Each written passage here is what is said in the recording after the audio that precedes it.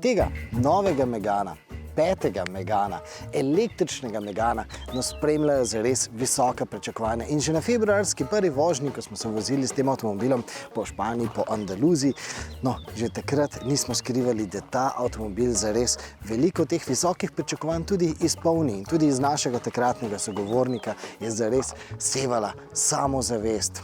Ampak zdaj ta avtomobil vozimo tukaj po Sloveniji. 2 tedna smo ga zdaj vozili in ja, lahko potrdimo, da veliko teh visokih pričakovanj ta avtomobil tudi zares izpolni. In vsaj v 2 točkah je ta avtomobil bistveno boljši od svoje električne konkurence. No in predlagam, da spustimo špico, pa se jih lotimo.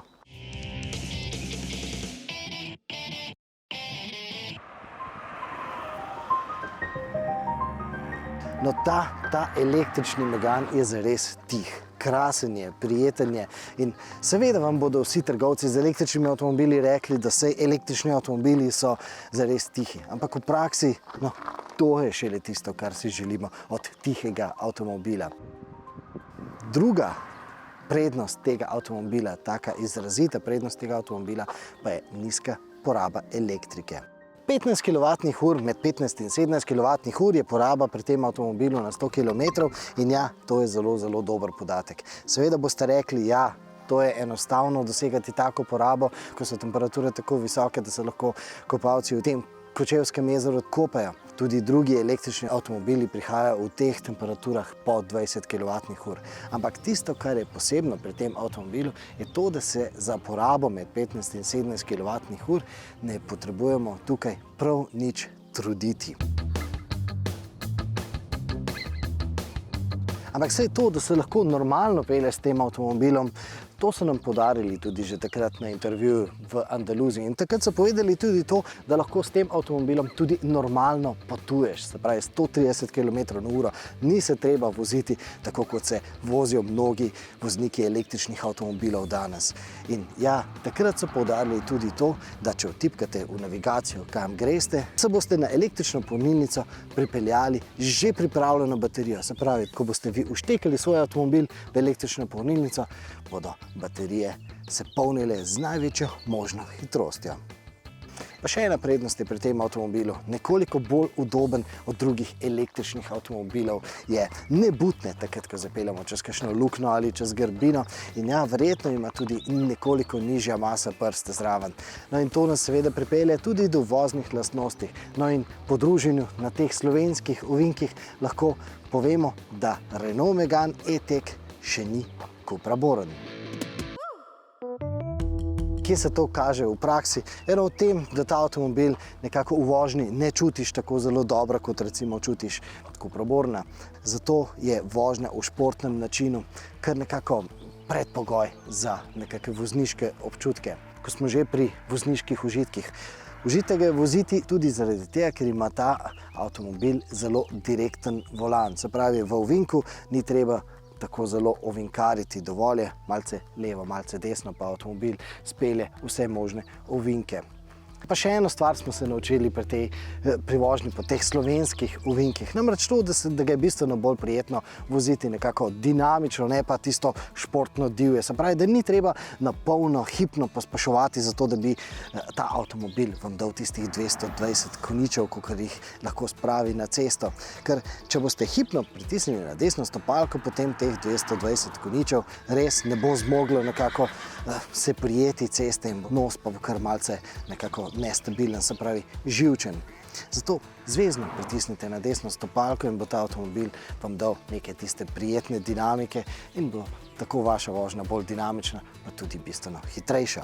Preden pa poročamo, kakšen je Megane E-Tech v notranjosti, predlagam, da vzamemo telefon v roke in si avtomobil ohladimo kar preko aplikacije na daljavo.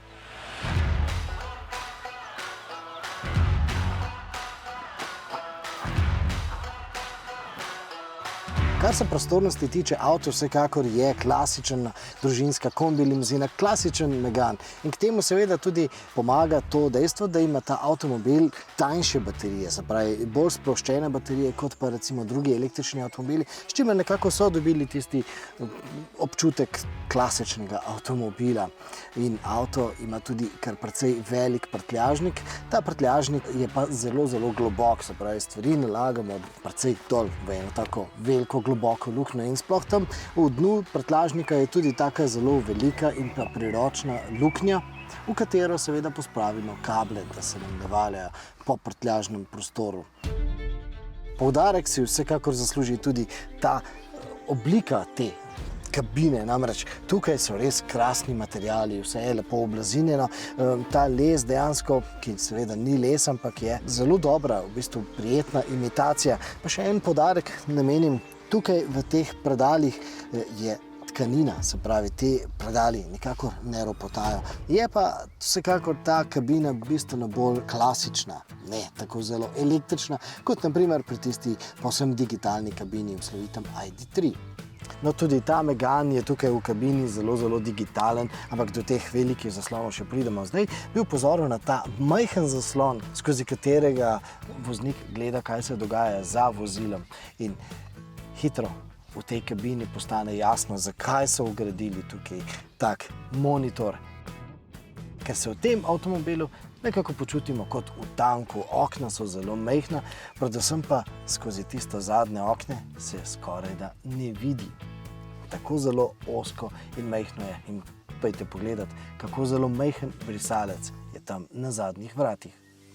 Saj nam je jasno, zakaj mora tako biti. To imajo danes kupci pač radi. Vsak novi avto mora nekako izgledati kot športnik in pa kot terenec.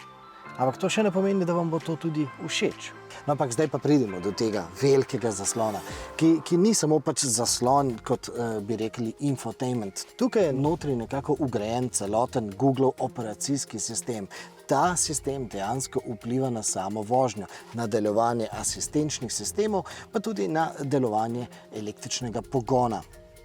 Ampak kar se tiče tega infotainmenta, ne razumemo točno, zakaj bi nam ta avtomobil nekako prinašal neke posebne koristi. Ja, pa še to, da imamo tukaj že kar na tem Googlovem zemljevidu vgrajene recimo podatke, ki jih ima Google, se pravi, kje imamo kakšne trgovine, kje imamo kavarne, kje imamo restauracije, kje so polnilne črpalke, pri čemer naj dodamo, da vseh električnih polnilnic vendarle ta avtomobil oziroma Google ne pozna. In ja, Googlova asistentka zelo dobro razume našo angleščino in nam zna pomagati tudi s tem, da sama pobrska po Googlu. Ampak nekako se ne moramo otresti občutka, da to je nekaj, kar v resnici nam ponujajo tudi že druge avtomobilske znamke oziroma drugi operacijski sistemi, ki jih recimo lahko priklopimo v avtomobilski operacijski sistem. Naprimer, tudi Appleova Siri zna biti zelo, zelo ustrežljiva in nam pomagati na poti, pa tudi vse tiste asistentke, ki jih ponujajo avtomobilske znamke, se pravi Mercedes, Audi in pa vse druge premijske znamke, že danes nam znajo povedati, kakšno je vreme, tudi nam predvajati kakšno glasbo na našem najljubšem glasbenem servisu. Nekako še ne vidimo resne prednosti v tem, da je Renault v sam avtomobil vgradil prav ta Googlov operacijski sistem. Smisel vsega tega povezovanja Googlovega operacijskega sistema in pa avtomobilskega operacijskega sistema je resnično v tem, kako dobro sta povezane glede vožnje, kako dobro deluje avtomobil zaradi teh podatkov, ki jih dovaja Google. Ampak glede tega smo res še zelo na začetku. Vsekakor pa lahko rečemo, da bo prav ta integracija takih Googlovih podatkov v avtomobilsko delovanje krojila razvoj avtomobilske industrije v bližnji prihodnosti, predvsem pa v srednji in pa daljni prihodnosti. To pomeni, da bomo o teh zadevah v avtomobilnosti še zelo veliko govorili.